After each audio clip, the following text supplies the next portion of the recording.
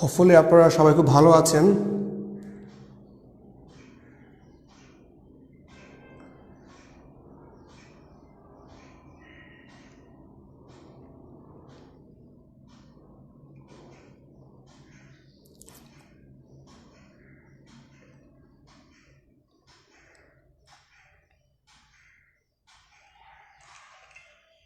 Hopefully আপনারা সবাই খুব ভালো আছেন।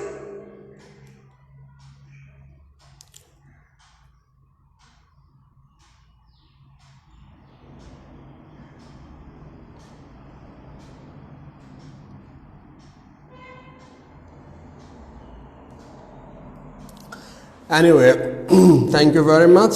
Thanks all of joining with the live. Anyway, আশা করি আপনারা সবাই খুব ভালো আছেন এবং সুস্থ আছেন আলহামদুলিল্লাহ। আজকে হচ্ছে আমাদের বৃত্তের এমসিকিউ সলিউশন পার্ট 1 এবং আজকে ইনশাল্লাহ আমরা 30টি ম্যাথ করব এবং খুবই ইম্পর্টেন্ট ম্যাথ করব ইনশাল্লাহ। যারা অলরেডি লাইভে জয়েন করেছেন আপনাদেরকে জানাচ্ছি অসংখ্য অসংখ্য ধন্যবাদ। এনিওয়ে, আজকে আমরা কিছু ইম্পর্টেন্ট জিনিস শিখব যেটা আপনারা কোনো বই পুস্তকে মানে বাজারে যে ম্যাথের বইগুলো আছে এইভাবে আপনারা পাবেন না।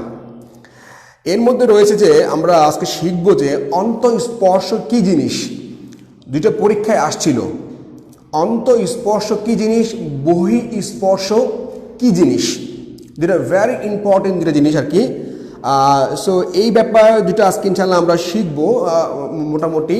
এবং আজকে ইনশাল্লাহ আমরা 30টি ম্যাথ করব, বৃত্তের এমসিকিউ 30 ম্যাথ করব, 30টি ম্যাথ করব ইনশাল্লাহ। এবং কারো কাছে মানে কোয়েশ্চেন প্রশ্নপত্র দরকার নাই, প্রশ্নপত্র দরকার নাই, ডোন্ট ওয়ারি। আমি আবারও বলছি, কারো কাছে কিন্তু প্রশ্নপত্র থাকতে হবে না, শুধু থাকতে কি হবে, খাতা কলম থাকতে হবে, আর কিছু না। খাতা কলম রাখবেন পাশে, এটা লাগবে, খাতা কলম লাগবে, কিন্তু প্রশ্নপত্র লাগবে না। আমি কি পড়াচ্ছি সেটা দরকার নাই, আপনার কাছে দরকার নাই, টেনশন নিয়েন না। ওকে, টেনশন নিয়েন না, very simple, take easy, very easy. Okay, so আমরা কিন্তু গত 3টি পর্বে মোটামুটি 12টি উপপাদ্য শিখেছিলাম। তার প্রত্যেকটা কিন্তু আমাদের এই 3টি পর্বে দারুণভাবে কিন্তু কাজে লাগবে ইনশাআল্লাহ। ওকে, এবং কোনো কিছু না বুঝতে পারলে কিন্তু অফকোর্স জানিয়ে দিবেন, আমাকে কোয়েশ্চেন করবেন।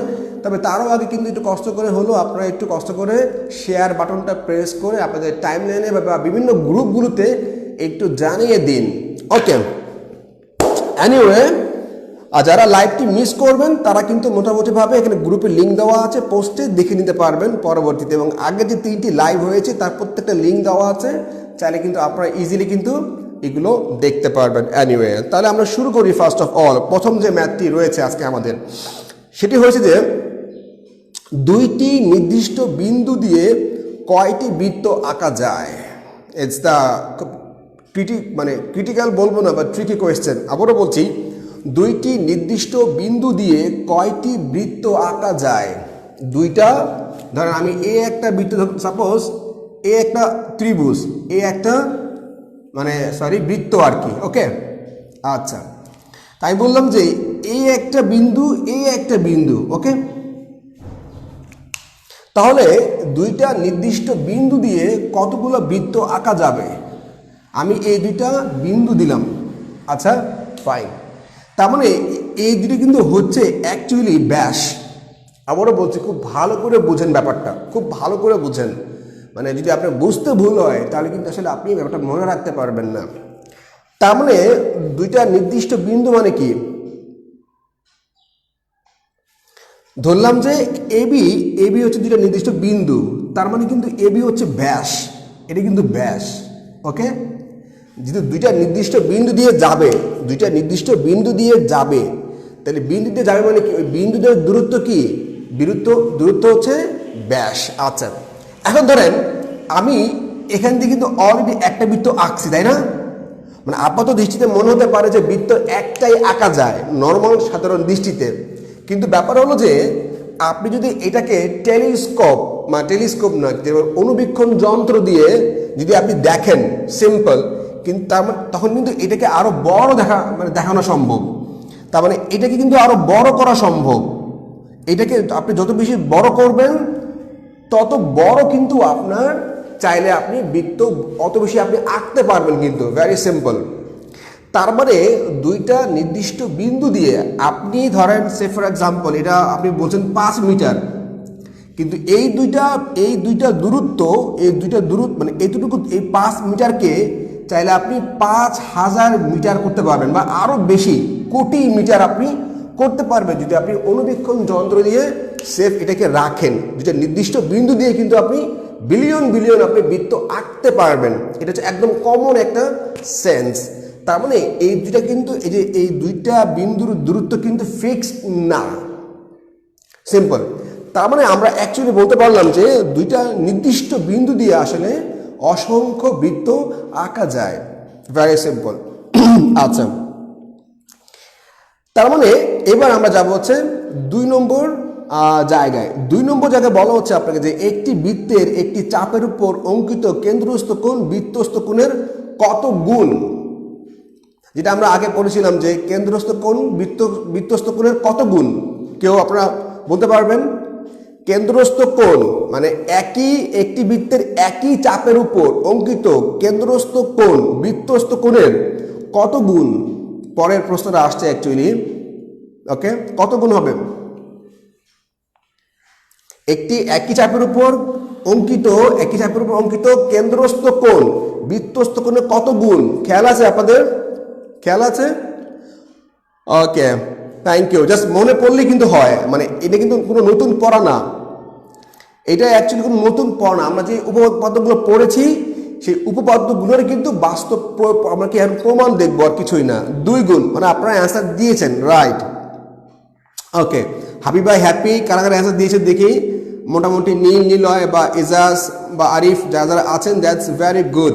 ওকে, আপনারা মেধাবী স্টুডেন্ট আসলেই, মানে বুঝতে মানে জাস্ট মনে আছে আপনাদের। এবার 3 নম্বর দেখুন,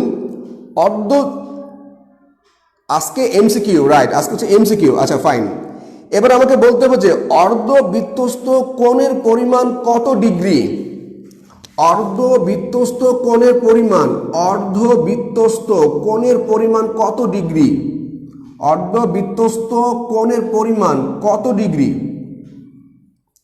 অর্ধবৃত্তস্থ কোণের পরিমাণ কত ডিগ্রি? দেখি আপনাদের খেয়াল আছে কিনা, মনে আছে কিনা? 90 ডিগ্রি, রাইট। অর্ধবৃত্তস্থ কোণের মান হচ্ছে 90 ডিগ্রি। ওকে, রাইট, সিম্পল, ভেরি, মানে আপনাদের ব্যাপারগুলো মনে আছে কিনা আসলে, এগুলো হচ্ছে মূল বক্তব্য, 90 ডিগ্রি। এবার 4 নম্বর কোয়েশ্চেন আমরা পড়ব। 4 নম্বর প্রশ্ন বলা হচ্ছে আপনাকে যে বৃত্তের কেন্দ্র ছেদকারী জেকে কি বলা হয়? বৃত্তের কেন্দ্র ছেদকারী জেকে কি বলা হয়ে থাকে? বৃত্তের আজকে আপনারাই পড়বেন, আমি যে সঙ্গে আছি আর কিছু কিন্তু না।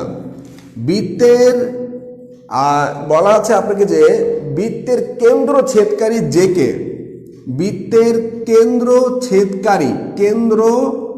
ছেদকারী জেকে কি বলা হয়?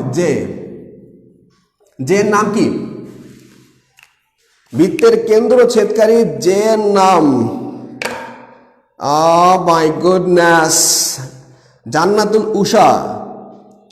যে হতে হলে কি আপনি ব্যাসার্ধ দিয়ে কি যে আঁকতে পারবেন? ব্যাসার্ধ কি যে আঁকা সম্ভব? রাইট, ব্যাস। কারণ আমরা জানি যে বৃত্তের পরিধির 2টা বিন্দু লাগবে কিন্তু যে হওয়ার জন্য। তাহলে যেটা তার মানে বৃত্তের কেন্দ্র দিয়ে ছেদ করবে যেটা, সেটার নাম হচ্ছে কিন্তু ব্যাস। তার মানে বৃত্তের কেন্দ্র ছেদকারী যেকে বলা হবে ব্যাস। সো ব্যাস কাকে বলা হবে? ব্যাসের সঙ্গে যে একটা সম্পর্ক কিন্তু আমরা পেলাম। সো এক্সাম হলে কিন্তু এই ব্যাপারগুলো আপনাকে একটু ভালো করে বুঝতে হবে। That's good. আচ্ছা, এবার আমার 5 নম্বর কোয়েশ্চেনটি হচ্ছে, 5 নম্বর যে কোয়েশ্চেনটি সেটা আমি একটু লিখে দিচ্ছি, রাইট, ব্যাস। বৃত্তের 2টি যে পরস্পরকে সমদ্বিখণ্ডিত করলে তাদের ছেদবিন্দুর অবস্থান কোথায়? আচ্ছা, আচ্ছা, বৃত্তের দুটি যে মারাত্মক কোয়েশ্চেন, বৃত্তের দুইটি যে ওকে পরস্পরকে ছেদ করলে বৃত্তের দুইটি যে পরস্পরকে ছেদ করলে, আচ্ছা, বৃত্তের দুইটি যে পরস্পরকে সমদ্বিখণ্ডিত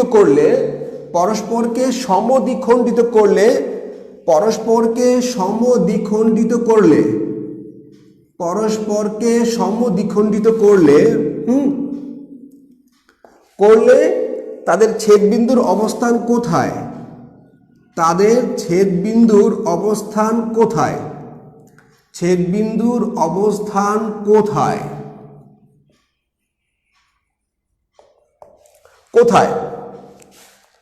রাইট। বৃত্তের দুইটি যে পরস্পরকে সমদ্বিখণ্ডিত করলে তাদের ছেদবিন্দুর অবস্থান কোথায়? সো ইটস এ কিন্তু ট্রিকি কোয়েশ্চেন। আপনার কনসেপ্ট ক্লিয়ার?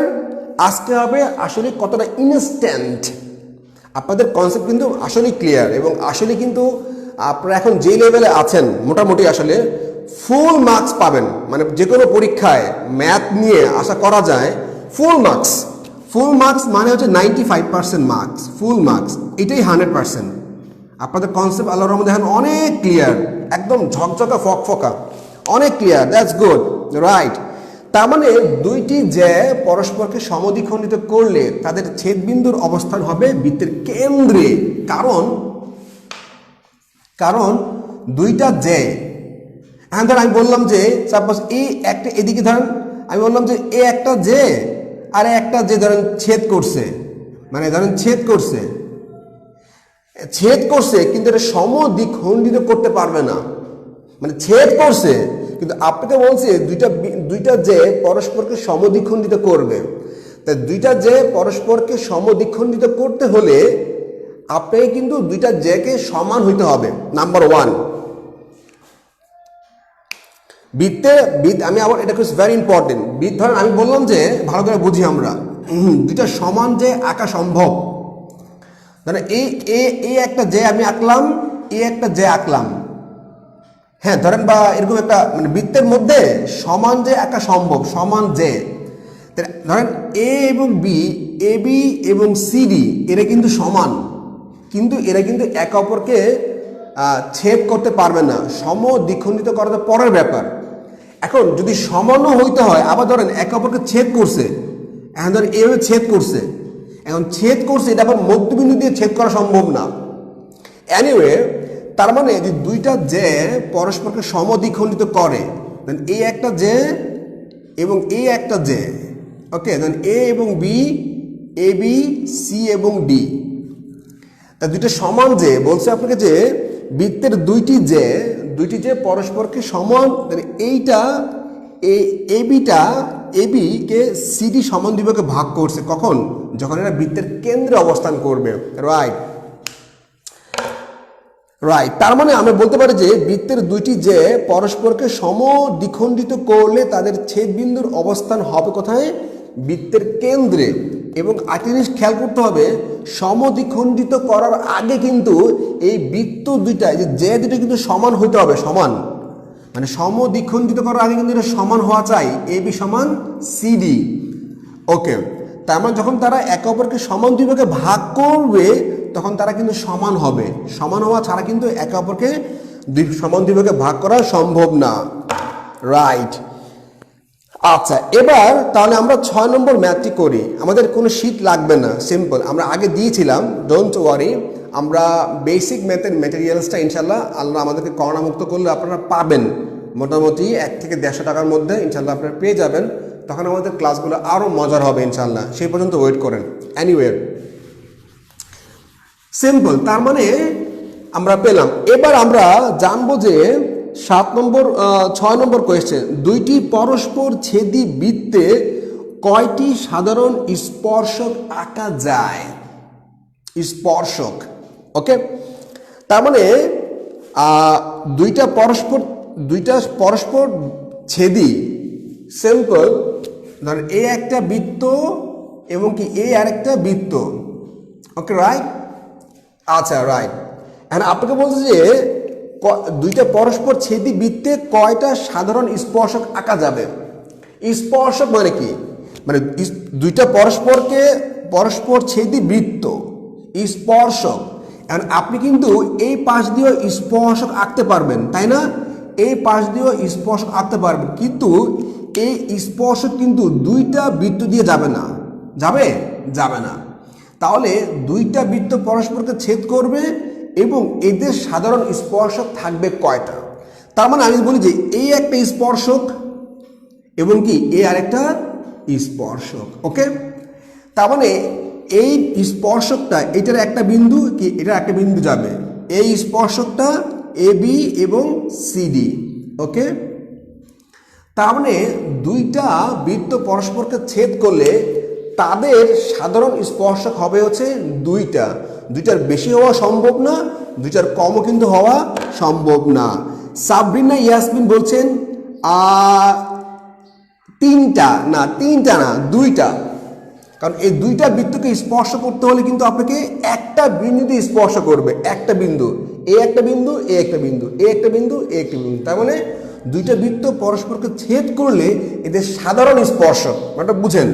সাধারণ স্পর্শক মানে কি? সাধারণ স্পর্শক মানে হলো যে দুইটা বৃত্ত দিয়েই যাবে। ওকে, রাইট। তাহলে 6 নম্বর। এবার আমরা করব হচ্ছে 7 নম্বর ম্যাথ। আচ্ছা, রাইট। জাস্ট আমরা সবগুলো কিন্তু পারি। আমরা যেই উপপাদ্যগুলো শিখেছি, আজকে আমরা যে ম্যাথগুলো করব সেগুলো হচ্ছে আমরা যে উপপাদ্যগুলো শিখেছি সেগুলোর কিন্তু বাস্তব প্রয়োগ। এখানে কিন্তু নতুন কিছুই নাই, আমরা যা শিখার সবগুলো কিন্তু আগেই শিখে ফেলেছি। ওকে, রাইট। এবার আমরা যাবো হচ্ছে 7 নম্বর ম্যাথে। বহিস্থ 0 বিন্দু হতে অঙ্কিত এবিসি বৃত্তে, ধরেন এ একটা বৃত্ত। ওকে, তাহলে বহিস্থ একটা বিন্দু, ধরেন এ একটা, সাপোজ আমার আঁকাটা হয় নাই, অন্যভাবে নিয়েন না। ওকে, আবার এরকম জিনিসটা এরকম। ওকে, আর ধরেন এরকম স্পর্শক ও এ এবং ও বি। ওকে, বলা হচ্ছে আপনাকে যে বহিস্থ অবিন্দুকে এবিসি বৃত্তে ও এ এবং ও বি দুটি স্পর্শক আমরা আঁকলাম, ও এ এবং ও বি। আচ্ছা, এখন ব্যাপার হলো যে আমরা স্পর্শক এঁকেছি, আপনি এই চিত্র থেকে কি বলতে পারেন? আমরা ও থেকে এ এবং বি দুইটা স্পর্শক টেনেছি এবিসি বৃত্তে, ধরেন, বা এই আপনাকে এই চিত্র দেওয়া আছে এবং আপনাকে বলা আছে একটা লিখিত পরীক্ষায় একটা চিত্র এঁকে দিয়ে বলছে যে আপনি এই চিত্র থেকে কি সিদ্ধান্তে আসতে পারেন। দেখি আপনারা কেউ কি বলতে পারেন কিনা? আপনাদের যেটা আমরা যে পড়েছিলাম একটা উপপাদ্য, খেয়াল আছে কিনা আপনাদের?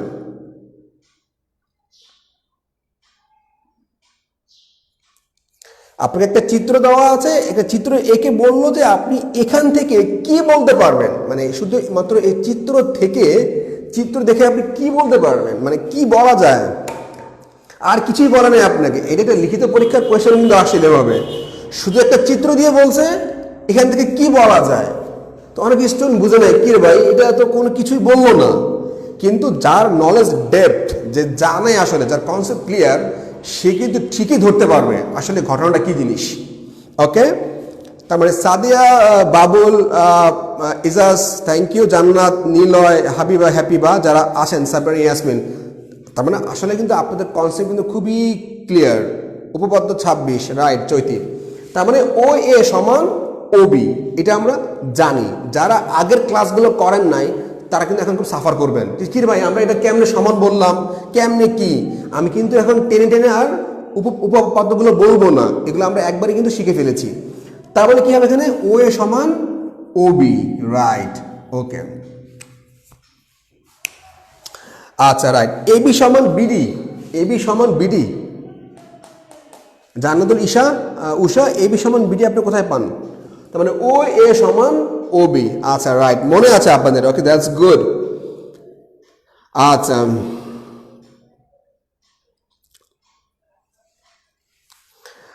এখন ব্যাপার যেটা হলো যে এবার আমরা একটা নতুন আরেকটা ম্যাথ করব।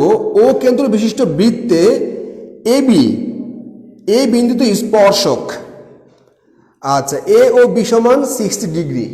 আচ্ছা, ওকে, রাইট, ওকে, রাইট। এবার আমরা আরেকটা নতুন আমরা 7 নম্বর ম্যাথটা করবো ইনশাল্লাহ। এবার 8 নম্বর ম্যাথটা, যে ও কেন্দ্র বিশিষ্ট বৃত্তে এবি, এ বিন্দুতে স্পর্শক। ওকে, এ ও বি কোণ সমান 60 ডিগ্রি হলে এ বি ও কোণ সমান কত? আচ্ছা, ধরুন আমি একটা আঁকলাম আপনাকে, ফর এক্সাম্পল। আচ্ছা, ধরুন আমি একটা মানে জাস্ট চিত্রটা আঁকবো, চিত্র দেখে আপনাকে বুঝতে হবে আসলে জিনিসটা কি জিনিস। ওকে, ধরেন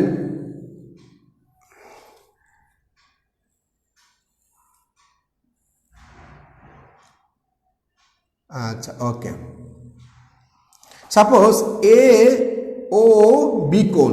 আচ্ছা, এখন স্পর্শক। ওকে, আচ্ছা, এখন আপনাকে বলা হলো যে এই কোণ সমান 60 ডিগ্রি। ওকে, তাহলে এ বি ও কোণ সমান কত হবে? এ বি ও কোণ দেখি, আপনাকে বলা হচ্ছে যে আমি একটা চিত্র আঁকলাম, চিত্রটা এঁকে দিলাম আপনাকে, এঁকে দিয়ে বললাম যে একটা বৃত্তের মধ্যে একটা চিত্র আমি আঁকলাম, এবং বললাম যে এ বি হচ্ছে স্পর্শক, এ বি হচ্ছে স্পর্শক। এখন ব্যাপারটা হলো আলটিমেটলি যে এখানে আপনার এ বি ও কোণের মান কত? এ বি ও কোণ। আচ্ছা, রাইট, রাইট। তার মানে যেহেতু এটা স্পর্শক এবং কি আপনার বৃত্তের ব্যাসার্ধর সংযোগস্থল, এখানে কি 90 ডিগ্রি হবে, রাইট? তাহলে এখানে 60 ডিগ্রি, এখানে কত হবে? এখানে হবে 30 degree, right, that's right. So আপনার কিন্তু এক্সামে কিন্তু আলটিমেটলি এইভাবে কিন্তু প্রশ্নগুলো আসবে, আর কিছুই না। আপনার কনসেপ্ট কতটা ক্লিয়ার সেটা কিন্তু ঠিকই চেক করা হবে, right? Okay, thank you very much. Thank you যারা অ্যান্সার দিচ্ছেন বা দিতে পারছেন, আপনাদের কনসেপ্ট কিন্তু খুবই ক্লিয়ার, আপনাদের কনসেপ্ট খুবই ক্লিয়ার, রাইট? আচ্ছা, এবার পারছেন না, গরিবনিক পারছেন না, কেন পারছেন না? আমরা জানি না যে বৃত্তের বহিস্থ কোনো বিন্দু থেকে, মানে আপনার বৃত্তের স্পর্শক এবং স্পর্শ বিন্দুগামী ব্যাসার্ধ, বৃত্তের স্পর্শক এবং স্পর্শ বিন্দুগামী ব্যাসার্ধ কি লম্ব 90 ডিগ্রি কোণ উৎপন্ন করে, এটা আমরা জানি। তাই আমি বললাম এটা কত? 60 ডিগ্রি, রাইট? তাহলে এটা অবশ্যই কি 30 ডিগ্রি হতে বাধ্য, কারণ ত্রিভুজের 3 কোণের সমষ্টি কত? 180 ডিগ্রি, রাইট? আচ্ছা, রাইট। সো আপনি কিন্তু অ্যাকচুয়ালি মানে এক্সামে কিন্তু এইভাবে আসবে, ওকে, এবং আপনি কিন্তু মোটামুটি এইভাবে লিখতে হবে। আচ্ছা, রাইট। এবার আমাদের 9 নম্বর কোয়েশ্চেন, বৃত্তের বহিস্থ কোনো বিন্দু থেকে ওই বৃত্তের উপর কয়টি স্পর্শক আঁকা সম্ভব? বৃত্তের বহিস্থ কোনো বিন্দু, মানে আপনার কনসেপ্টটা এতটাই ক্লিয়ার হবে, আপনি প্রশ্ন শুনে উত্তর বলতে হবে, প্রশ্ন শুনবেন, উত্তর বলবেন। এলো জ্যামিতির এখনকার যে বৃত্তগুলো আমরা পড়ছি। আসলে বৃত্তের বহিস্থ কোনো বিন্দু থেকে ওই বৃত্তের উপর কয়টি স্পর্শক আঁকা সম্ভব? বৃত্তের বহিস্থ কোনো বিন্দু থেকে ওই বৃত্তের উপর কয়টি স্পর্শক আঁকা সম্ভব? বৃত্তের বহিস্থ কোনো বিন্দু থেকে ওই বৃত্তের উপর কয়টি স্পর্শক আঁকা সম্ভব? কার খেয়াল আছে দেখি? বৃত্তের বহিস্থ কোনো বিন্দু থেকে ওই বৃত্তের উপর কয়টি স্পর্শক আঁকা সম্ভব? কয়টি? Ejaz, Sabrina, Yasmin, Niloy, that's good. আপনারা যদি এখন অ্যান্সারগুলো দেন তাহলে হবে কি, আপনাকে কিন্তু এই পড়াটা আর পরবর্তীতে পড়তে হবে না। মানে আপনি পারেন না পারেন ট্রাই করবেন, যে পারেন সেও অ্যান্সারটা দিবেন, তাহলে কি আপনার কিন্তু একবারই পড়াটা হয়ে গেল। আর যে পারেন না সে ভুল হইলেও অ্যান্সার দিবেন, তাহলে হবে কি আপনাকে এই পড়াটা কিন্তু লাইফ টাইম আপনাকে আর পড়তে হবে না। ওকে, তার মানে বৃত্তের বহিস্থ কোনো বিন্দু থেকে স্পর্শক আঁকা যাবে সর্বোচ্চ 2টা, এর বেশি স্পর্শক আঁকা সম্ভব না। বৃত্তের বহিস্থ কোনো বিন্দু থেকে স্পর্শ আঁকা যাবে মাত্র দুইটা। আমি একটা জিনিস সহজ করে বলতে পারি, গত 15 দিন আগেও বা 1 মাস আগেও আপনি এখন যেরকম জ্যামিতি পারছেন সেরকম কি জ্যামিতি পারতেন বা মজা লাগতো আপনাদের কাছে? কি মনে হয় আমাকে একটু বলেন তো। আমি প্রশ্নটা আবারও বলছি, আপনারা এখন জ্যামিতি করে যতটা মজা পান 1 মাস আগেও কি এরকম মজা পেতেন জ্যামিতি করতে, বা এখন কি একটু বেশি মজা পান না জ্যামিতি করতে? কি বলেন?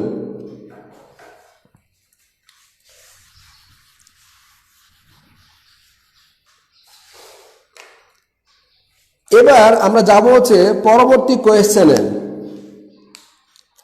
আচ্ছা, পরবর্তী প্রশ্নে আপনাকে বলা হচ্ছে যে দুইটি বৃত্ত যদি পরস্পর স্পর্শ করে তবে কেন্দ্র হতে স্পর্শ বিন্দুগামী সরলরেখা দুটির অন্তর্ভুক্ত কোণ কত? আবারও বলছি, দুইটি বৃত্ত যদি পরস্পরকে স্পর্শ করে, দুইটি বৃত্ত পরস্পরকে স্পর্শ করবে, ওকে আঁকলাম, স্পর্শ করে তবে কেন্দ্র হতে স্পর্শ বিন্দুগামী সরলরেখা দুটির, আচ্ছা তাহলে একটা হলো স্পর্শক, ওকে স্পর্শক এইটা, আর একটা হলো এই কেন্দ্র থেকে এই দুইটা কেন্দ্রের যোগফল। আচ্ছা রাইট, আপনাকে বলছে যে আপনাকে রাইট দ্যাটস ভেরি গুড। আপনাকে স্পর্শক এবং দুই বিন্দুর যে সংযোগ সরলরেখা এইখানে আসলে কত ডিগ্রি কোণ উৎপন্ন হয়েছে। ভাই আপনারা কিন্তু মারাত্মক জিনিয়াস। দিদি কারে হাসতেছেন? রাতুল, ওহ ভাই ফারা লেসেন, good. Niloy, Habiba happy, right সরল কোণ 180 ডিগ্রি, রাইট ভাই মারাত্মক। আপনি এই কোয়েশ্চেনটা আমি হলফ করে বলতে পারি অনেক পাবলিক ইউনিভার্সিটির ফিজিক্সের স্টুডেন্টও পারবে না। অনেক পাবলিক, আপনি ধরেন আপনি আপনার ভার্সিটি স্টুডেন্ট আছে ফিজিক্সে পড়ে, ওরে ধরেন দেখি রে ভাই এটা কি জিনিস, মানে এখানে যে প্রশ্নটা করা হয়েছে কিন্তু মারাত্মক। স্পর্শক এবং দুই আর কেন্দ্রের সংযোগ সরলরেখা এদের মধ্যে আসলে উৎপন্ন কোণ কত ডিগ্রি। তার মানে দেখছেন আপনাদের আসলে কনসেপ্টটা কিন্তু আসলেই অসাধারণ কনসেপ্ট। তার মানে এখানে হবে 90 ডিগ্রি এবং এখানে হবে 90 ডিগ্রি, মোট হচ্ছে 180 ডিগ্রি বা এক সরল কোণ। That's beauty. মানে আসলে আমি লাকি যে আসলে আমি কিছু মেধাবী স্টুডেন্ট পেয়েছি, আমি লাকি। আচ্ছা আমি আঁকছি নিনজামণি, অন্তঃস্পর্শ এবং বহিঃস্পর্শ আমি এই ব্যাপারে আসছি। আচ্ছা সরি, দুইটি বৃত্ত যদি পরস্পর স্পর্শ করে, আচ্ছা রাইট, এখন স্পর্শ করবে দুইভাবে। এবার আসছি কিভাবে স্পর্শ করবে। আচ্ছা এবার আসছি, ভালো প্রশ্ন করলেন। 10 নম্বর ছিল যে দুইটি বৃত্ত পরস্পর স্পর্শ করে। এখন স্পর্শ আবার দুই ধরনের, একটা হচ্ছে অন্তঃস্পর্শ আর একটা হচ্ছে বহিঃস্পর্শ। আপনারা যেটা আমি এখন বলবো আপনারা কোনো বইয়ে পাবেন না। আই রিপিট, যেটা এখন আমি আপনাদেরকে শেয়ার করব এটা আপনারা কোনো বইয়ে পাবেন না। স্পর্শ দুই ধরনের, একটা হচ্ছে অন্তঃস্পর্শ,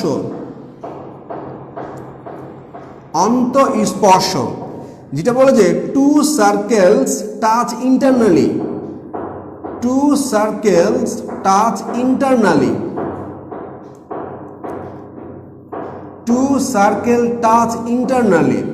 আরেকটা হচ্ছে বহিঃস্পর্শ,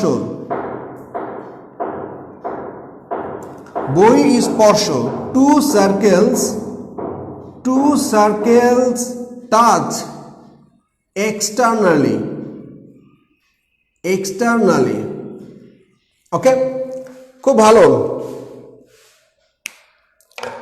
ওকে, তার মানে যেটা হলো যে অন্তঃস্পর্শ টু সার্কেলস টাচ ইন্টারনালি, বহিঃস্পর্শ টু সার্কেলস টাচ এক্সটার্নালি। আচ্ছা এখন ব্যাপার যেটা হলো যে আলটিমেটলি যে এই স্পর্শ অ্যাকচুয়ালি আমরা কিভাবে আঁকবো। আচ্ছা এখন ধরেন আমি বললাম যে দুইটা বৃত্ত অন্তঃস্পর্শ করেছে, মানে অন্তঃস্পর্শ টাচ ইন্টারনালি, আর যে এক্সটার্নাল বহিঃস্পর্শ। আচ্ছা, এখন ধর আমি বললাম যে এই একটা বৃত্ত, এই আরেকটা বৃত্ত, ওকে, এইটা, আর এই আরেকটা বৃত্ত, ওকে, এবং হচ্ছে আপনার এই আরেকটা বৃত্ত। আচ্ছা, রাইট। কারণ এই কেন্দ্র, ওকে। আচ্ছা, এখন দেখি এই একটা স্পর্শ, এ একটা স্পর্শ, ওকে, আর বি আরেকটা স্পর্শ। এবার আপনাদের বলতে হবে আসলে বহি স্পর্শ কোনটা, এ না বি? বহি স্পর্শ কোনটা? বহি স্পর্শ, বহি স্পর্শ কোনটা? বহি স্পর্শ কোনটা, এ না বি? আমি আবারও বলছি, না নিলয়, একটা কেন্দ্রের ভিতর দিয়ে আরেকটা যাবে না, এই কনসেপ্টটা আমি এখন ক্লিয়ার করছি, আপনাদের সমস্যা নাই। এখন বলতে হবে এ এবং বি এর মধ্যে কোনটা বহি স্পর্শ, বহি স্পর্শ কোনটা, দেখি কারা কারা কনসেপ্ট ক্লিয়ার আছে। এ এবং বি এর মধ্যে বহি স্পর্শ কোনটা, কনসেপ্ট ক্লিয়ার রাখা ইম্পর্টেন্ট। এ এবং বি এর মধ্যে বহি স্পর্শ কোনটা?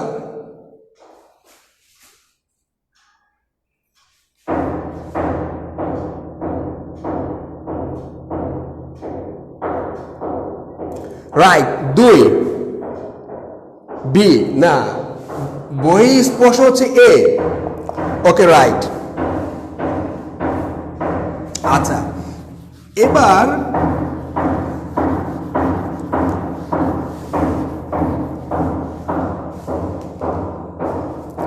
দেখুন বহি স্পর্শ আসলে কি জিনিস, ওকে। আচ্ছা, দুটি বৃত্তে একটু কষ্ট করে লিখে নেন, এটা আপনি কোথাও পাবেন না। দুটি বৃত্তের ব্যাসার্ধের যোগফল, ব্যাসার্ধের যোগফল, দুটি বৃত্তের ব্যাসার্ধের যোগফল তাদের কেন্দ্রদ্বয়ের দূরত্বের সমান হলে, কেন্দ্রদ্বয়ের দূরত্বের সমান হলে, দূরত্বের সমান হলে সেটা হবে বহিঃস্পর্শ, সেটা হবে বহিঃস্পর্শ, ওকে।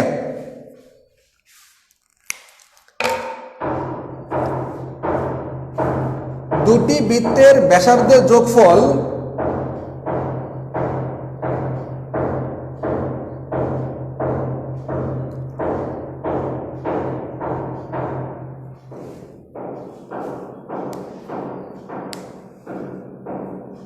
দুটি বৃত্তের ব্যাসার্ধের যোগফল তাদের কেন্দ্রদ্বয়ের দূরত্বের সমান হলে সেটা হবে বহিঃস্পর্শ। লিখছেন?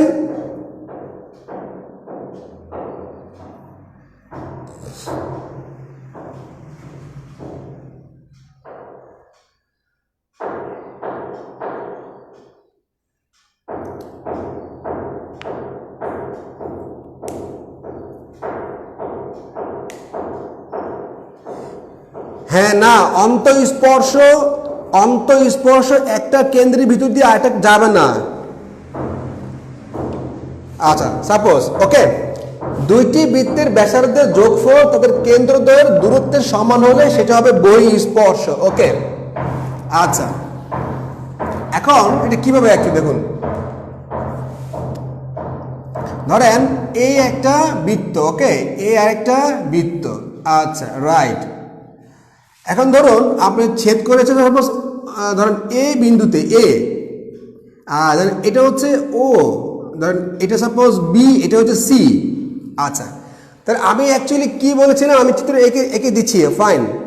বলছিলাম যে দুইটি বৃত্তের ব্যাসার্ধের যোগফল যদি তাদের কেন্দ্রদ্বয়ের দূরত্বের সমান হয় তবে কিন্তু ওই স্পর্শকে বলা হবে বহিঃস্পর্শ।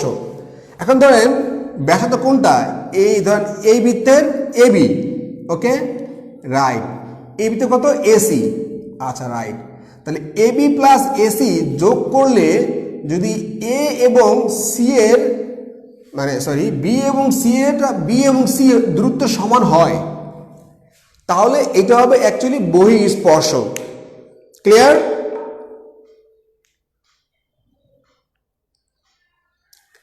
ওকে, ঠিক আছে না?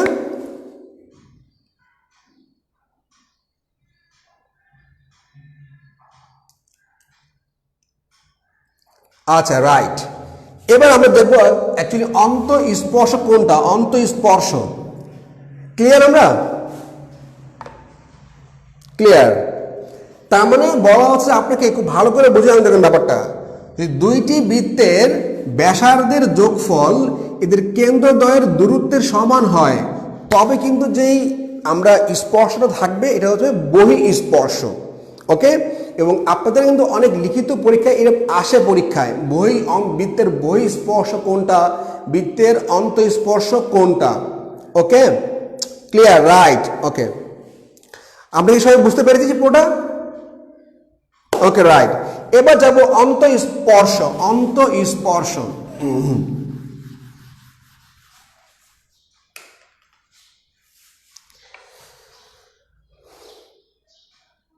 আচ্ছা দেখুন, অন্তঃস্পর্শটা কি জিনিস? অন্তঃস্পর্শ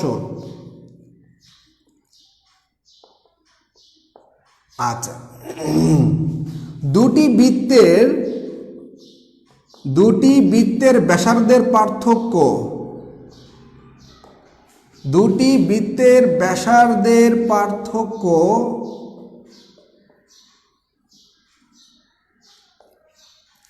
তাদের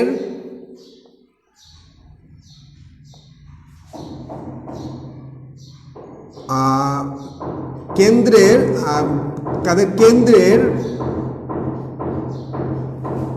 দূরত্বের পার্থক্যের সমান হলে, কেন্দ্রের দূরত্বে আর কি, দূরত্বের সমান হলে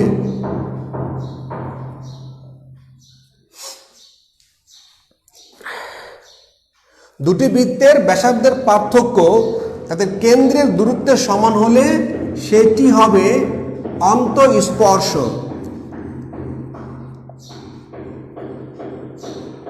অন্তঃস্পর্শ আমি বুঝে দিচ্ছি। আচ্ছা, যেটা বলা হয় two circles touch internally, two circles touch internally, two circles touch internally, internally.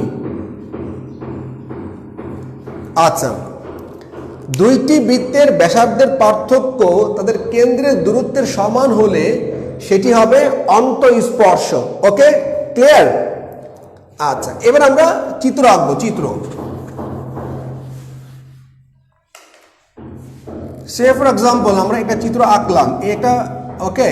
আচ্ছা, আবার ধরেন একটা আমরা আঁকলাম। আচ্ছা রাইট। আচ্ছা ওকে, ধরুন আপনার এখানে সরি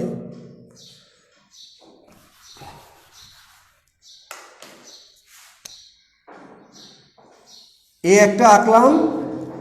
আচ্ছা ওকে, আর ধরেন সে ফর এক্সাম্পল একটা আমরা আঁকলাম।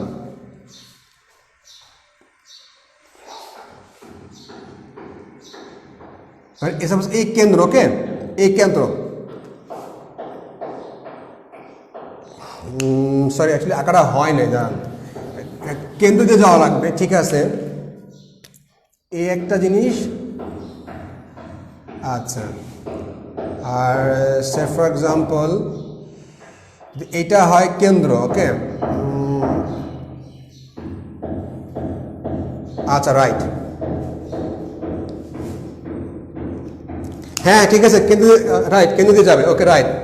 এখন ধরুন সে ফর এক্সাম্পল যে এইটার যে ব্যাসার্ধ, ওকে সে ফর এক্সাম্পল যে এইটার যে ব্যাসার্ধ, এখানে কি কেন্দ্র? রাইট, এটা কি কেন্দ্র?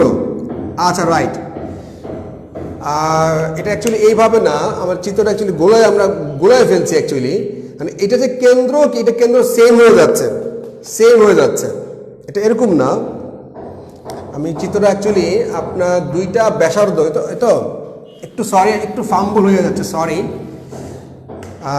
চিত্রটা অ্যাকচুয়ালি কীভাবে হবে, এই একটা চিত্র, এটার যে ব্যাসার্ধ, ওকে, এটার যে ব্যাসার্ধ, আচ্ছা, আর এইটার ধরেন আপনার যেভাবে আঁকি, হ্যাঁ, এটা যদি এভাবে আঁকি, হ্যাঁ এবার ঠিক আছে, রাইট, এবার ঠিক আছে। তার মানে এই যে ধরেন কেন্দ্র, হ্যাঁ, এই কেন্দ্র, সে ফর এক্সাম্পল এই কেন্দ্র এবং এই কেন্দ্র, দুইটা বৃত্তের ব্যাসার্ধের পার্থক্য, ওকে,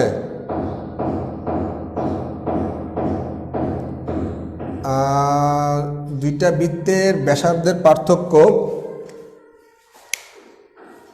অ্যাকচুয়ালি চিত্রটা আমারও অ্যাকচুয়ালি আমি গোলায় ফেলছি। আচ্ছা, এনিওয়ে, যেটা স্পষ্ট এটা আবার নেক্সট ক্লাসে শিখি। হ্যাঁ, আসলে আমি চিত্রটা অ্যাকচুয়ালি মানে আমার মন মতো হচ্ছে না।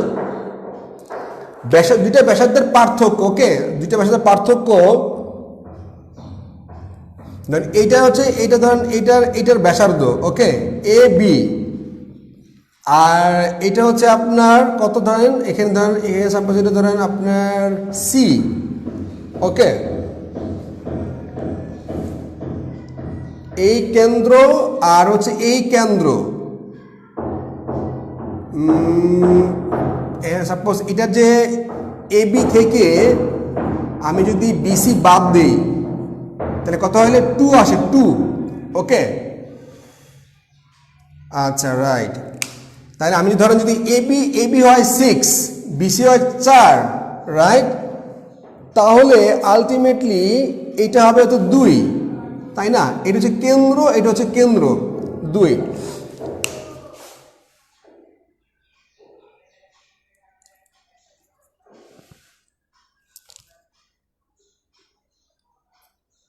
আচ্ছা, এনিওয়ে আমার নাম্বার 11টা পড়ি, হ্যাঁ,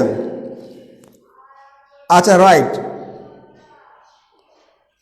দেখুন নাম্বার এখানে পরে বলে দুইটা বৃত্তের দুইটা অন্তস্থ বৃত্ত পরস্পরকে অন্তঃস্পর্শ করলো, বৃহত্তর বৃত্তটির ব্যাসার্ধ 6 সেন্টিমিটার এবং কেন্দ্রদ্বয়ের দূরত্ব হচ্ছে, কেন্দ্রদ্বয়ের যে দূরত্ব এটা হচ্ছে আপনার 4 সেন্টিমিটার। তাহলে বলছো অপর বৃত্তটির ব্যাসার্ধ কত? আচ্ছা ফাইন, আমরা এই ব্যাপারটা আসলে অ্যাকচুয়ালি আমিও ফাম্বল করে ফেলছি, বাদ দেন, আমরা এটা পরে শিখি, একটু অন্তঃস্পষ্ট পরে শিখি।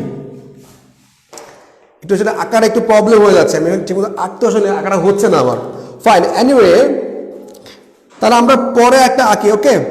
আমরা যেটা অন্তঃস্পর্শটা আমরা নেক্সটে বুঝবো, অন্তঃস্পর্শটা আমরা নেক্সট ক্লাসে বুঝি, ভালো করে বুঝবো, আঁকাটা আমার হচ্ছে না, অন্তঃস্পর্শ, ওকে, নেক্সট ক্লাসে, ওকে, ফাইন।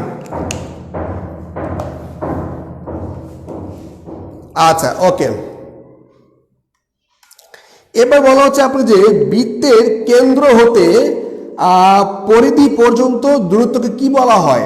আবারও বলছি, বৃত্তের কেন্দ্র হতে বৃত্তের পরিধি বা সীমানা পর্যন্ত যে দূরত্ব তাকে আসলে কি বলা হয়? বৃত্তের কেন্দ্র হতে পরিধি পর্যন্ত যে ডিস্টেন্সটা তাকে কি বলা হয়? বৃত্তের কেন্দ্র হতে পরিধি পর্যন্ত দূরত্বকে কি বলা হয়? পরিধি পর্যন্ত দূরত্বকে কি বলা হয়? বৃত্তের কেন্দ্র হতে বৃত্তের পরিধি পর্যন্ত যে ডিস্টেন্স তাকে কি বলা হয়? ডিস্টেন্স, ওকে, তাকে কি বলা হয়? ডিস্টেন্স। বৃত্তের কেন্দ্র হতে বৃত্তের পরিধি পর্যন্ত ডিস্টেন্সকে কি বলা হয়?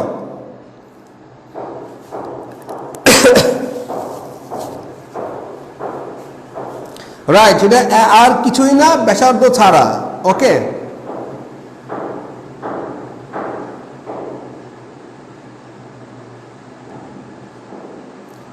আচ্ছা, রাইট, ওকে, থ্যাংক ইউ। এবার যাব হচ্ছে আমরা পরের, দেখুন নেক্সট ম্যাথে বলা হচ্ছে আপনাকে বৃত্তের ব্যাস 3 গুণ বৃদ্ধি করলে তার ক্ষেত্রফল কত গুণ বৃদ্ধি পাবেন? বৃত্তের ব্যাস 3 গুণ বৃদ্ধি করলে তার ক্ষেত্রফল কত গুণ বৃদ্ধি পাবে? বৃত্তের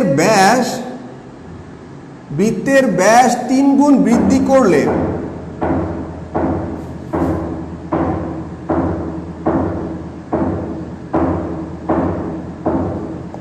ক্ষেত্রফল কত গুণ বৃদ্ধি পাবে?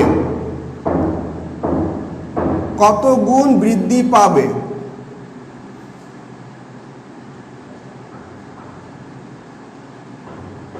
ওকে,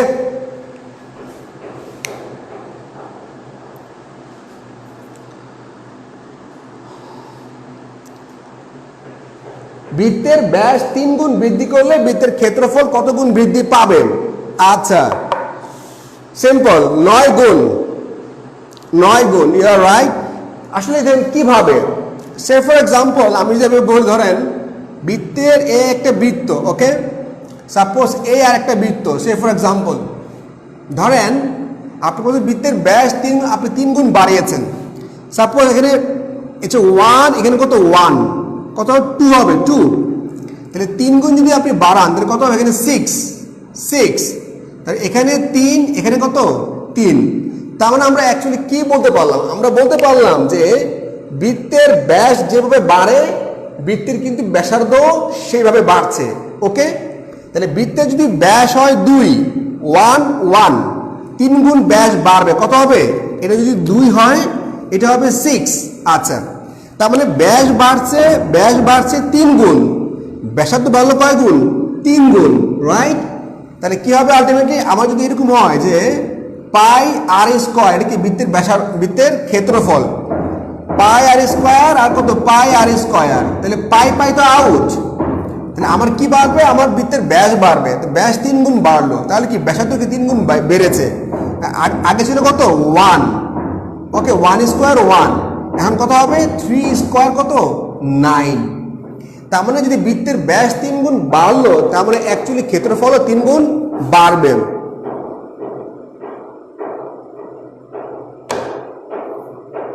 আচ্ছা, রাইট। ওকে, তার মানে বৃত্তের ব্যাস 3 গুণ বাড়লে বৃত্তের ক্ষেত্রফল কি 3 গুণ বাড়বে, কারণ বৃত্তের ব্যাস 3 গুণ বাড়া মানে হচ্ছে কি বৃত্তের ব্যাসার্ধ 3 গুণ বাড়া। আই রিপিট, বৃত্তের ব্যাস 3 গুণ বাড়া মানে বৃত্তের ব্যাসার্ধ 3 গুণ বাড়া। ওকে, আর বৃত্তের ক্ষেত্রফল স্কয়ার বাড়া, স্কয়ার, এটা অলওয়েজ কিন্তু ট্রু, এটা আমাদের মনে রাখতে হবে। আচ্ছা, এরপরে বলা হচ্ছে আপনাকে যে রাইট, বৃত্তের ব্যাস 4 গুণ বৃদ্ধি করলে এর ক্ষেত্রফল কয় গুণ বৃদ্ধি পাবে? বৃত্তের ব্যাস 4 গুণ বৃদ্ধি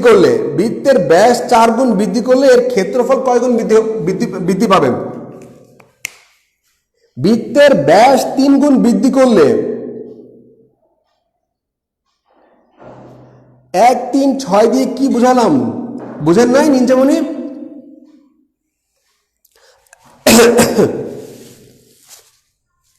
বৃত্তের ব্যাস 4 গুণ বাড়া, মানে বৃত্তের ব্যাসার্ধ 4 গুণ বাড়া, তার মানে এরিয়া বাড়া কয় গুণ? 4 এর উপরে স্কয়ার, ঝামেলা শেষ, মানে হচ্ছে 16 গুণ।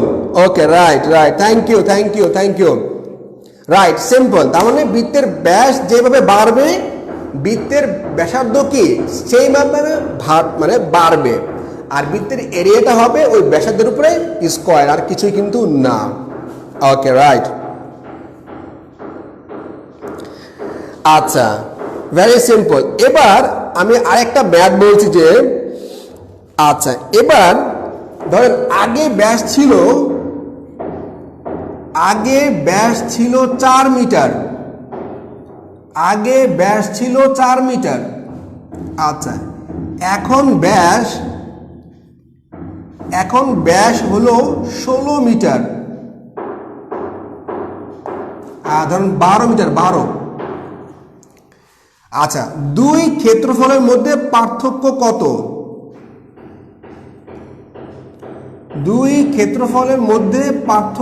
কত?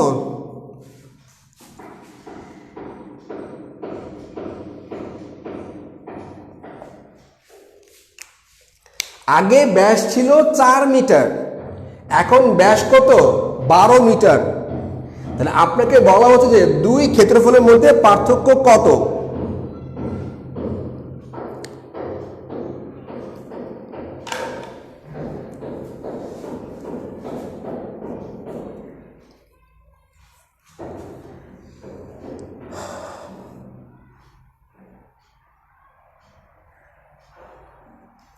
দুই ক্ষেত্রফলের পার্থক্য কত গুণ বাড়বে, পার্থক্য কত গুণ বাড়বে।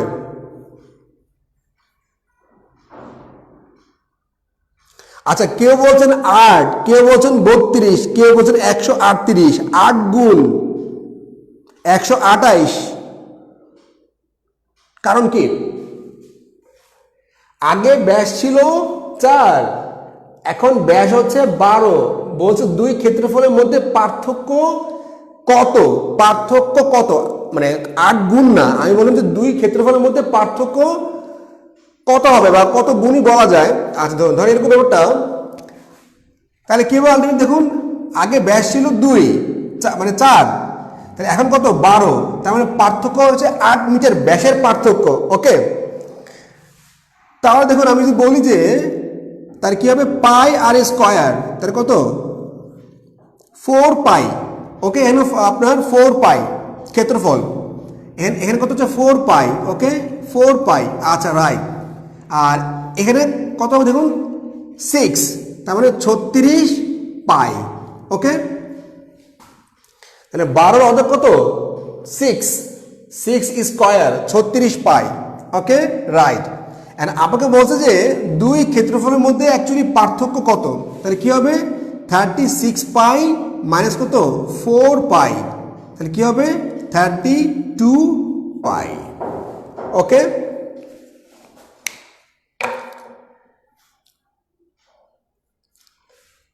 ওকে বলছে আগে ব্যাস ছিল 4 মিটার, এখন ব্যাস কত 12 মিটার।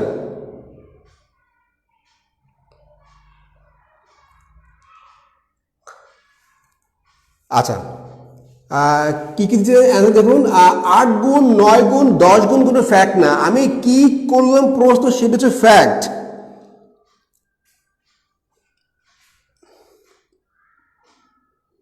আচ্ছা আপনাকে বলা হচ্ছে যে আগে ব্যাস ছিল, আমি আগে আমাকে কিন্তু প্রশ্নটা বুঝতে হবে, দেখুন প্রশ্ন বুঝতে হবে। আগে ব্যাস ছিল 4 মিটার, আমি বলছি দুই ক্ষেত্রফলের মধ্যে পার্থক্য কত গুণ না কতটুকু, পার্থক্য কত আর পার্থক্য কত গুণ, ইটস নট দ্য সেম। পার্থক্য কত গুণ, যদি বলে পার্থক্য কত গুণ পার্থক্য, তাহলে কি হবে, তাহলে আপনি দেখেন কি হবে অবস্থা, দেখুন তাহলে কি হবে 36 এর কত 4, তাহলে 9 গুণ বেশি, তাহলে এটা যদি 1 হয় এটা হবে 9, তাই না? তাহলে পার্থক্য হবে অ্যাকচুয়ালি 8 গুণ, পার্থক্য হবে 8 গুণ পার্থক্য। আর আপনাকে বলা যায় দুই ক্ষেত্রফলের মধ্যে পার্থক্য কত, তাহলে কি হবে 32, 36 পাই থেকে কি হবে 4 পাই, মানে হচ্ছে 32 পাই। ওকে, আমি আপনাদেরকে প্রশ্ন করেছি যে ভালো করে বুঝেন, আগে একটা বৃত্তের ব্যাস ছিল 4 মিটার, পরের বৃত্তের ব্যাস হচ্ছে 12 মিটার। ওকে, আপনাদেরকে প্রশ্ন করেছি আমি যে দুই ক্ষেত্রফলের মধ্যে পার্থক্য কত গুণ না, কিন্তু দুই ক্ষেত্রফলের মধ্যে পার্থক্য কত। তাহলে সিম্পল, আপনি এটার যে ব্যাসা মানে এরিয়া 4 পাই, এটা এরিয়া কত 36 পাই, তাই না? 6 6 36 পাই। তাহলে যদি আপনাকে বলে যে পার্থক্য কত, তাহলে হবে কি 32 পাই। আর যদি বলে পার্থক্য কত গুণ, তাহলে যদি এইটা হয় 4 পাই মানে 1, 36 পাই মানে কত 4 নং 36 9, তাহলে 9 থেকে আমি 1 বাদ দিব 8 গুণ। তার মানে এখানে কিন্তু অ্যাকচুয়ালি 36 কিভাবে, এই যে আপনার 12 মিটার না, তো ব্যাস যদি 12 হয় তাহলে কি ব্যাসার্ধ কত হবে 6 না, কারণ ব্যাসার্ধ হচ্ছে কি ব্যাসের অর্ধেক। তারপরে আমরা কি বলতে পারি পাই আর স্কয়ার, ক্ষেত্রফল যেটা বৃত্তের ক্ষেত্রফল কত পাই আর স্কয়ার, তাহলে কি হবে পাই আর স্কয়ার কত হবে 36 পাই, আর কিছুই না। ওকে, আমরা কি বুঝতে পেরেছি ব্যাপারটা? ভালো করে বুঝবে যে পার্থক্য কত আর পার্থক্য কত গুণ, দিস আর নট না কিন্তু সেম। ওকে,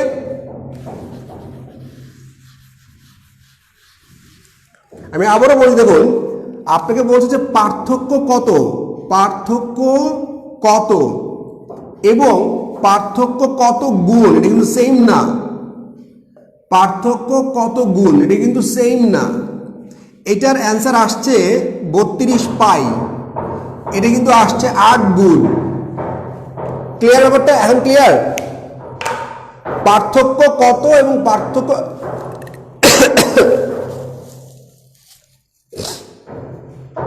আচ্ছা রাইট। আচ্ছা, এবার আমরা যাবো হচ্ছে ঠিক পরের কোয়েশ্চেন যাব। দুইটি বৃত্তের ব্যাসের অনুপাত 3:2 হলে বৃত্ত দুইটির ক্ষেত্রফলের অনুপাত কত হবে?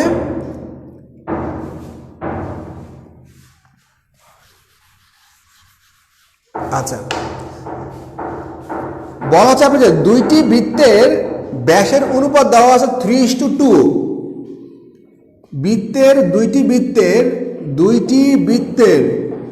দুইটি বৃত্তের ব্যাসের অনুপাত দেওয়া আছে, ব্যাসের অনুপাত দেওয়া আছে কত? 3:2। আচ্ছা, এবার তাদের ক্ষেত্রফলের অনুপাত কত হবে দেখুন তো। আচ্ছা,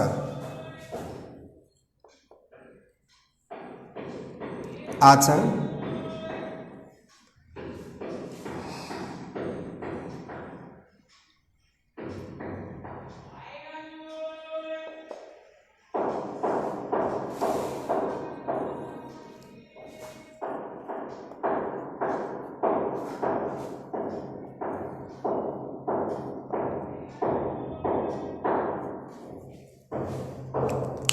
দুইটি বৃত্তের ব্যাসের অনুপাত দেওয়া আছে 3:2, অনুপাত দেওয়া আছে আর কিছুই নাই।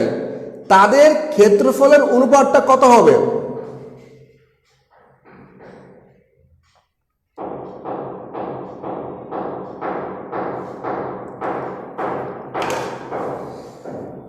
আচ্ছা রাইট, তার মানে সিম্পল 9:4। কেন?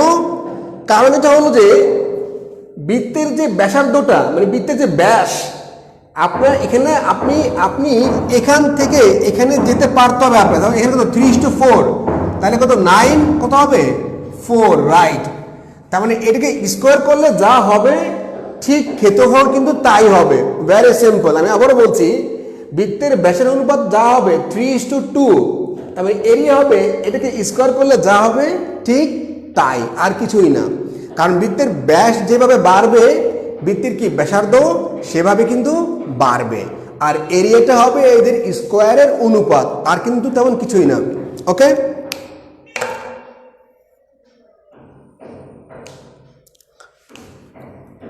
আমরা 16 করেছি, 16টা করলাম যে আপনার 32 পাই এবং 8 গুণ, ওটাই 16। আচ্ছা,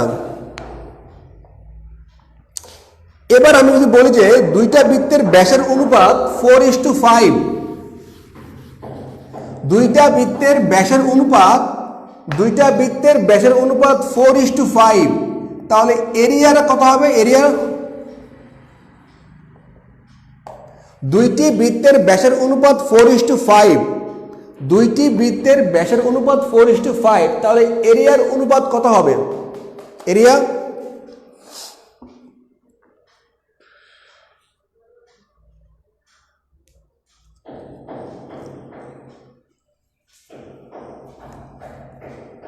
ব্যাসার্ধ বের করতে হবে না, ব্যাসার্ধ লাগবে না, কারণ বৃত্তের ব্যাস যে অনুপাতে বাড়ে, বৃত্তের ব্যাসার্ধ কিন্তু সেই অনুপাতে কিন্তু বাড়ে।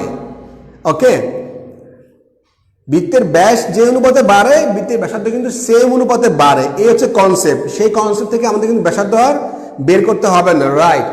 তার মানে অ্যাকচুয়ালি বৃত্তের ব্যাসের উপর যদি 4 হয়, তাহলে এটাকে কি আপনি স্কোয়ার করবেন, কত হবে? 16 আর 25, আর কিছু এরিয়া হবে 16:25। ওকে,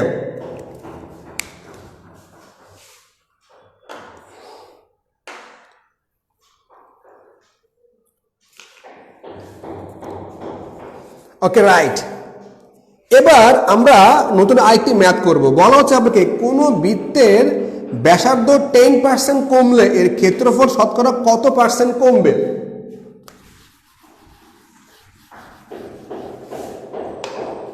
কোন বৃত্তের ব্যাসার্ধ 10% কমলে, কোন বৃত্তের ব্যাসার্ধ 10% কমলে, কোন বৃত্তের মানে কোন বৃত্তের ব্যাসার্ধ, কোন বৃত্তের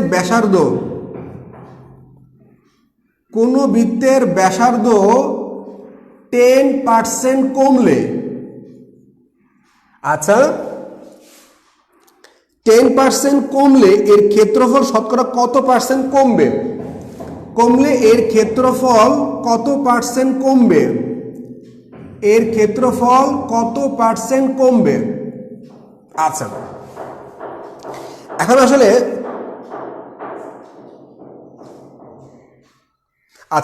এখন ব্যাপার হলো, দেখুন বৃত্তের ব্যাসার্ধ ধরি আগে ছিল 10 ধরি, তাহলে পরে কত 10% কমছে মানে কত? পরে হচ্ছে 9, 10-এ 10% কম মানে কত? 9। তাহলে এটা স্কোয়ার করলে কত হবে? 100। কত হবে? 81। তার মানে অ্যাকচুয়ালি 19% কমেছে।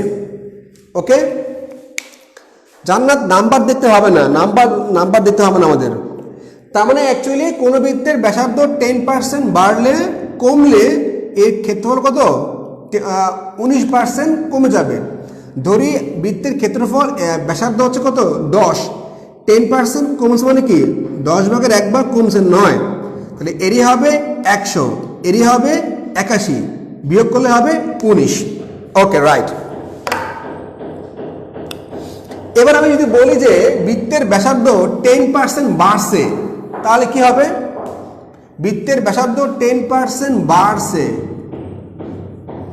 তাহলে ক্ষেত্রফল কত পার্সেন্ট বাড়বে?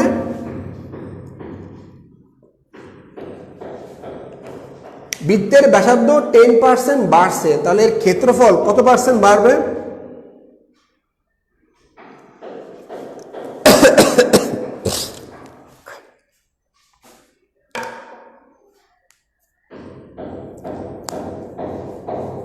বৃত্তের ব্যাসার্ধ 10% বাড়ছে, তাহলে এর ক্ষেত্রফলটা কত পার্সেন্ট বাড়বে?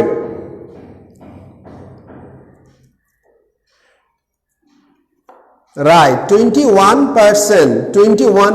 Thank you Niloy, Happy, Sabrina, Yasmin, thank you very much. তার মানে কোন বৃত্তের ব্যাসার্ধ 10% বাড়লে ক্ষেত্রফল কি 10% বাড়বে। বুঝি নাই, নিনজা বুঝে নাই, মনি বুঝে নাই। আচ্ছা ধরেন আগে ছিল 10, আগে মানে পূর্বে ছিল 10, মানে বর্তমানে কত হবে? 10% বাড়ছে। কি বাড়ছে? ব্যাসার্ধ বাড়ছে। কত হবে? 11। 10-এর 10% বাড়া মানে কি? এক বাড়া মানে 11। তাহলে আগে ছিল 100, বর্তমানে কত হবে? 121। তার মানে কি হলো? 21% কি বেড়েছে। ক্লিয়ার? গরিব অনেক 121% বেড়েছে না, বেড়েছে 21%, বেড়েছে 21%। তার মানে কোন বৃত্তের ব্যাসার্ধ 10% বাড়ছে মানে ক্ষেত্রফল 21% বাড়ছে। ওকে, ক্লিয়ার?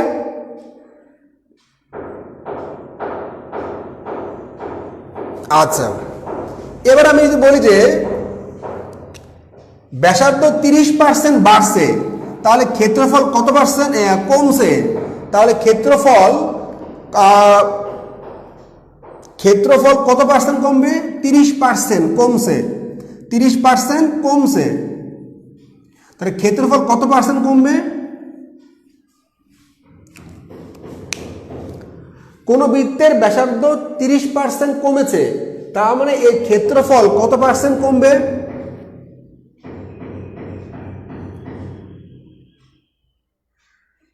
কোন বৃত্তের ব্যাসার্ধ 30% কমেছে, এর ক্ষেত্রফল কত পার্সেন্ট কমবে?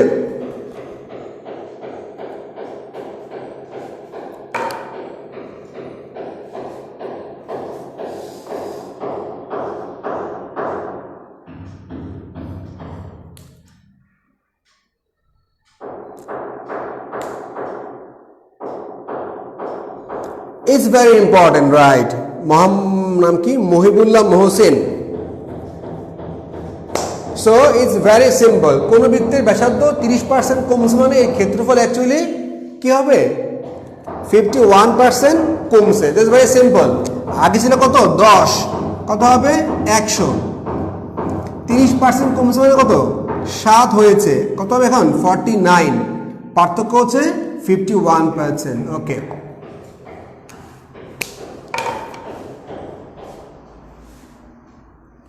Thank you very much. Okay, that's good. আচ্ছা, এবার দেখুন আপনাকে বলা হচ্ছে যে বৃত্তের পরিধি ও ব্যাসের অনুপাত কত? বৃত্তের পরিধি ও ব্যাসের অনুপাত, বৃত্তের পরিধি এবং ব্যাসের অনুপাত। আচ্ছা, বৃত্তের যে পরিধি কত হবে? বৃত্তের পরিধি দেখুন 2πr বৃত্তের পরিধি, আর বৃত্তের ব্যাস কত? 2r। ওকে, তাহলে এই আর আর কাটা 2 কাটা কত হবে? পাই। পাই মানে কত? 22/7। ওকে, রাইট, 22/7। ওকে,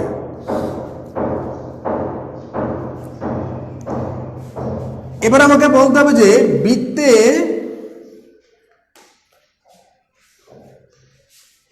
বৃত্তের মধ্যে সামান্তরিক আঁকলে সেটি কি হয়ে যায়? বৃত্তের মধ্যে সামান্তরিক আঁকলে, বৃত্তের মধ্যে সামান্তরিক আঁকলে সেটি কি হয়ে যায়?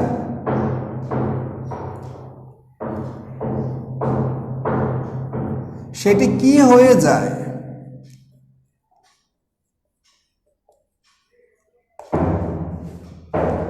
বৃত্তের মধ্যে আপনাকে সামান্তরিক আঁকছেন, এটা কি হবে? এটা কি বর্গ হবে? এটা কি রম্বস হবে? নাকি এটা আয়তক্ষেত্র হবে? কোনটা হবে?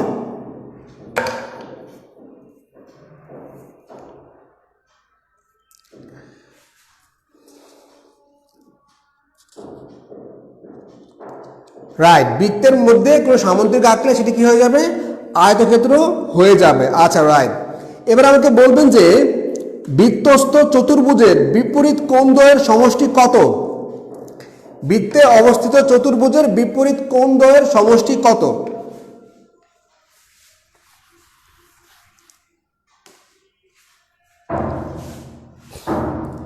বৃত্তে অবস্থিত বৃত্তস্থ চতুর্ভুজের বিপরীত কোণদ্বয়ের সমষ্টি কত হবে? বৃত্তে আমি একটা চতুর্ভুজ আঁকলাম, সাপোজ তাহলে এই দুই কোণের সমষ্টি হবে কত degree? Right, Niloy, Ijaz, thank you. মনে আছে আপনাদের? অ্যাকচুয়ালি মনে আছে, দ্যাটস গুড।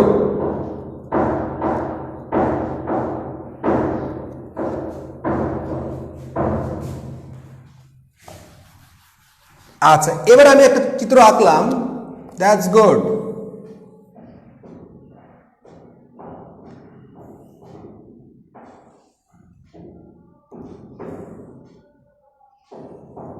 আচ্ছা, ওকে, এই কোণের মান 40 হলে এই কোণের মান কত হবে? এই কোণের মান যদি 40 হয় তাহলে এই কোণের মান কত হবে?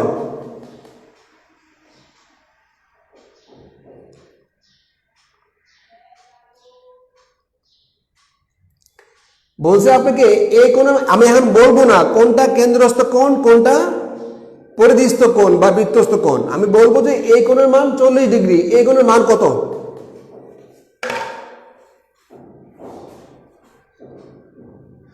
Right, that's good.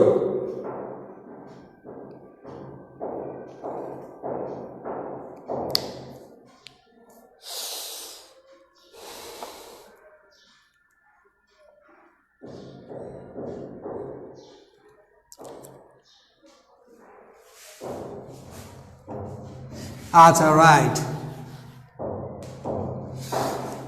এবার আমি আরেকটা চতুর্ভুজ আঁকছি, আরেকটা, সে ফর এক্সাম্পল এইটা। ওকে, আচ্ছা, এ বি সি এবং ডি। আমি বললাম যে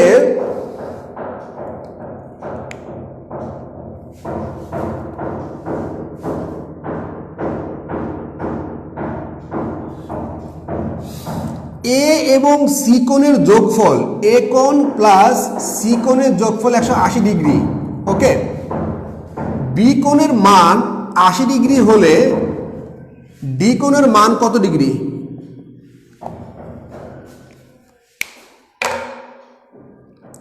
আমি বলছিলাম যে এ এবং সি কোণের যোগফল হচ্ছে 180 ডিগ্রি, বি কোণের মান 80 ডিগ্রি হলে ডি কোণের মান কত?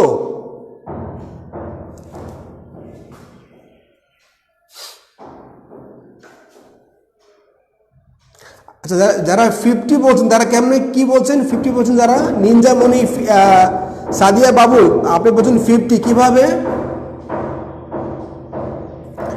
একটা চতুর্ভুজের 4 কোণের সমষ্টি কত ডিগ্রি? 360 না? তার মানে যদি এ কোণ এবং সি কোণের 180 ডিগ্রি হয়, তার মানে কি এই কোণ এবং এই কোণ কি 80 ডিগ্রি হবে, 180 ডিগ্রি হবে। তার মানে যদি এই কোণ 80 ডিগ্রি হয়, এই কোণ অবশ্যই কত? 100 ডিগ্রি হবে, তাই না? Very simple. Okay,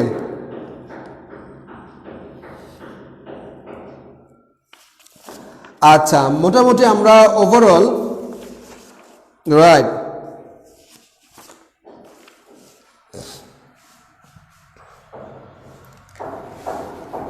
thank you very much. এবার আমরা আরেকটা, আজকে আমরা ফাইনাল ম্যাথ করব। আমরা একটা ম্যাথ করছি, এবার আমরা চিত্র আঁকছি। ওকে, এই একটা চিত্র সাপোজ, ওকে, সাপোজ চিত্রটা হয় না, আবার অন্যভাবে নিয়েন না, আমি জাস্ট আঁকছি এই পর্যন্তই। এ বি, আচ্ছা, এ বি সি। ওকে, আচ্ছা, ভালো করে বুঝেন জিনিসটা।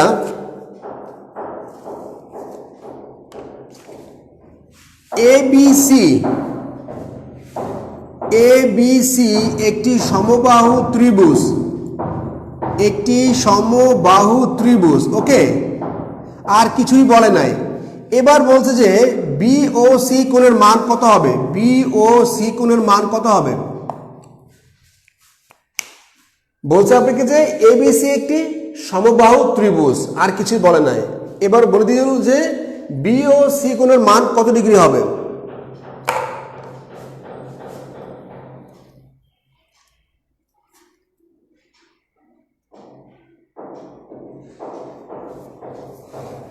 এবিসি একটি সমবাহু ত্রিভুজ, এবিসি একটি সমবাহু ত্রিভুজ, বি ও সি কোণের মান কত ডিগ্রি হবে? দেখি, এটা টাফ কোয়েশ্চেন, এটা সবাই পারার কথা না।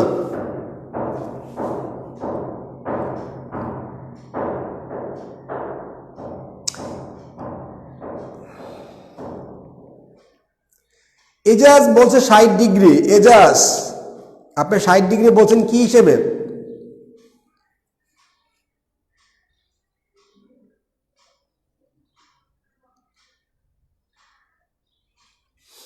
আচ্ছা, সিম্পল ব্যাপার যেটা হলো আলটিমেটলি যে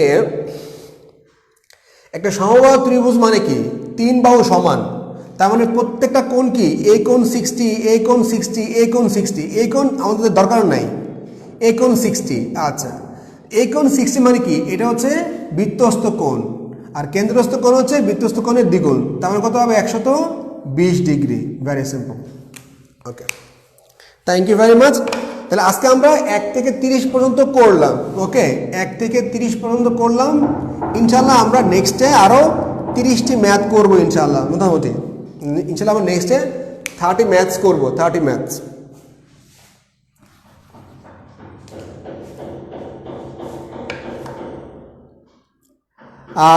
গৌরী বণিক পারছেন না কেন? একটি এবিসি একটি সমবাহু ত্রিভুজ, এবিসি একটি সমবাহু ত্রিভুজ, তার মানে কি? তার মানে হচ্ছে আমরা জানি কি সমান সমান বাহুর বিপরীত কোণগুলো সমান। যেহেতু 3টে বাহু সমান, তার মানে কি প্রত্যেকটা কোণ সমান, তার মানে কি প্রত্যেকটা কোণ হবে 60 ডিগ্রি করে। তার মানে যেহেতু এই কোণ 60 ডিগ্রি, তার মানে কি এই কোণ অবশ্যই 120 ডিগ্রি হবে। ক্লিয়ার গৌরী বণিক? ওকে, রাইট। তার মানে মোটামুটি সিম্পল। অ্যাকচুয়ালি আমাদের হাতে কিন্তু বইটা না থাকার কারণে আমাদের প্রবলেম হচ্ছে। সো ইনশাল্লাহ বইটা হাতে আসলে ইনশাল্লাহ আমরা অনেক বেশি আরও ভালোভাবে ইনশাল্লাহ ম্যাথগুলো সলভ করতে পারবো, কোনো সমস্যা হবে না, no problem. Thank you very much.